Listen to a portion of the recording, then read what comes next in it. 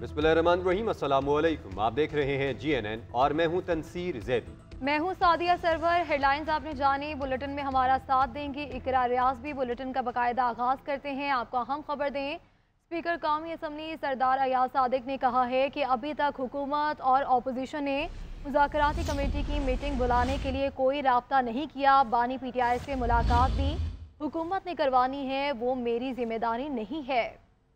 फरीकैन के कहने पर 1-2 दिन के नोटिस पर इजलास बुलाने को तैयार हूँ। मजीद बात कर लेते हैं नुमाइंदा GNN आतिफ भट्ट हमारे साथ मौजूद है। आतिफ, ये बताएगा आपके पास इस सारे मामले से मुताल्लिक क्या डिटेल्स हैं? जी, स्पीकर कौमी असम्बली सरदार अयाज सादिक की जानिब से ये वाजे किया गया है कि मुज़ाकराती कमेटियों का इजलास तलब करने के लिए अपोजिशन या हुकूमत में से किसी ने राब्ता नहीं किया। PTA मुज़ाकराती कमेटी की बानी तहरीक इंसाफ से मुलाकात हुकूमत ने करवानी है, उनकी जिम्मेदारी नहीं। इस हवाले से हुकूमत और इत्तेहादी फैसला करेंगे कि मुलाकात हो सकती है या नहीं। ताहम उन्होंने वाजे किया कि फरीकैन जब कहेंगे तो 1-2 रोज के नोटिस पर वो इजलास बुलाने को तैयार है। 4 जनवरी को असद कैसर से टेलीफोनिक गुफ्तगू में भी वाजे कर दिया था कि बानी PTA से मुलाकात का मुतालबा हुकूमत तक उनका पहुंचा दिया गया है। ताहम ये भी वाजे किया कि तहरीक इंसाफ के रहनुमा राना सनाउल्लाह और हुकूमत के अकाबरीन से बराह रास्त बात कर सकते हैं। जी याते हमारे साथ ही मौजूद रहे। अपने नाज़रीन को बताएं कि इलेक्शन कमीशन ने PB45 के कामयाब उम्मीदवार का नोटिफिकेशन हासिल कर दिया। इलेक्शन कमीशन ने PB45 की समात का तहरीरी हुक्मनामा जारी कर दिया है। हुक्मनामे से मुताल्लिक बात करेंगे, आतिफ साथ ही मौजूद है। जी आतिफ, बताइएगा क्या मंदरजात है? जी, इलेक्शन कमीशन की जानिब से बाज़ाब्ता तौर पर जो गुज़श्ता रोज समात हुई थी उसका तहरीरी हुक्मनामा जारी करते हुए जो PB45 से पीपल्स पार्टी के कामयाब उम्मीदवार अली मदद हैं उनका नोटिफिकेशन मुअत्तल कर दिया है और RO से असली फॉर्म 45 जो है तलब कर लिए गए हैं। गुज़श्ता रोज 2 रुकनी कमीशन ने ये समात की और 16 जनवरी तक फॉर्म 45 जो है वो तलब किए गए हैं। दरखास्तदार JUI M उम्मीदवार मोहम्मद उस्मान ने फॉर्म 45 जो है वो जमा करवाए और ये वाजे ये रिमार्क्स दिए कि 45 फॉर्म 45 और फॉर्म 47 जो है उसमें फर्क है। दरखास्तदार के जमा कराए गए फॉर्म 45 पर अंगूठों के निशानात भी वाजे मौजूद हैं। दरखास्त गुजार के मुताबिक वोटों की गिनती का जो है वो RO ने नोटिस नहीं दिया और इलेक्शन कमीशन ने जी आतिफ, आप बता रहे थे, आपका बहुत शुक्रिया। आगे बढ़ते हुए आपको बताएंगे कि बानी PTI ने 9 मई के 8 मुकदमात में जमानत के लिए लाहौर हाई कोर्ट से रुजू कर लिया। बानी PTI ने जिना हाउस हमला समेत दीगर मुकदमात में दरख्वास्त जमानत दायर की। दरख्वास्त में मौक़िफ़ इख्तियार किया गया। 9 मई के दिन इस्लामाबाद में नैब की तहवील में था। सियासी इंतकाम के लिए साजिश का इल्ज़ाम लगाकर मुकदमात में मुझे नामजद किया गया। बानी PTI 2 बरस से मुकदमात का सामना कर रहे हैं। इंतकामी कार्रवाई की जा रही है। 8 मुकदमात में जमानत मंजूर की जाए।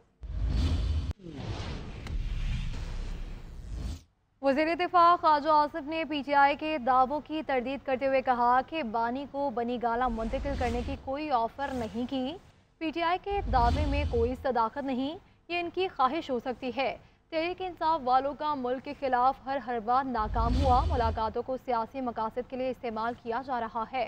मजीद कहा, इस वक्त मईशत के तमाम आशारे बेहतरी की तरफ गामजन हैं। जिसने भी बानी PTI को मशवरा दिया उसमें समझ की कमी है। PTI की कॉल से उनका अपना ही नुकसान होता है। बानी ने हमें जेलों में रखा और कोई सहूलत ना दी, कंबल और चारपाई तक ना दी गई। नवाज शरीफ को अपनी बीवी से बात करने की इजाज़त तक नहीं दी गई थी।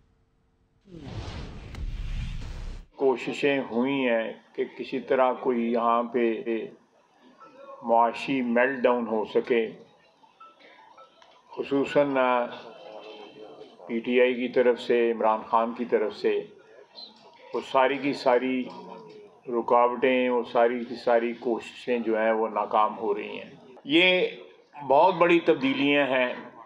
बावजूद जो तखरीबी सियासत है PTI के, उसके बावजूद जो जिस तरह हमारी इकॉनमी जो है वो बतदरीज संभल रही है, समझता हूँ कि जिसने भी सजेशन दी बानी PTI को, उनमें भी समझ की कमी है। लेकिन जिसने ये सजेशन दी उसकी समझ में बहुत कमी है। ये होम रेमिटेंस जो है, ये हमारे पाकिस्तानी जो है वो अपने घर में माहाना ख़र्चे के तौर पे भेजते हैं और इनका बंद होना जो है PTI की फरमाइश पे या इमरान खान की फरमाइश पे वो कतई तौर पे नामुमकिन है। जब नवंबर तक की हमने फ़िगर दी तो कहने लगे जी नहीं, दिसंबर का इंतज़ार करें। कल दिसंबर की फ़िगर दी है, उसमें भी इजाफा है पिछले साल के ऊपर। अब कहते हैं कि नहीं, अब 2-3 महीने के बाद असरात नजर आएंगे। रेमिटेंस तो हर महीने आती है, उसी महीने उसका असर पता लग जाता है।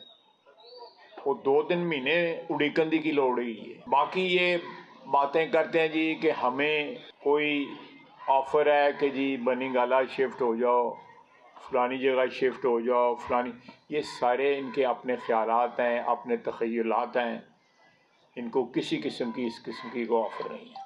ये इनकी ख्वाहिशात हैं जिनको नात के ज़रिए जो है वो आवाम तक पहुँचाते हैं।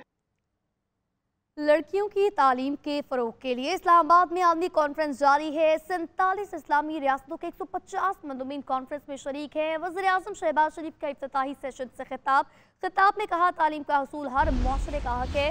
तालीम के शोबे में दरपेश चैलेंजेस को हर सूरत ख़त्म करना होगा। ख़ातीन मुल्क की तरक्की में मर्दों के शाना बशाना काम करें। उन्होंने मज़ीद कहा, मलाला यूसुफज़ई बहादुरी और हिम्मत की अलामत हैं। अरफा करीम ने सबके लिए मिसाल कायम की। बेनज़ीर भुट्टो मुस्लिम दुनिया की पहली खातून वज़ीर-ए-आज़म बनी। मरीम नवाज पंजाब की पहली खातून वज़ीर आला हैं।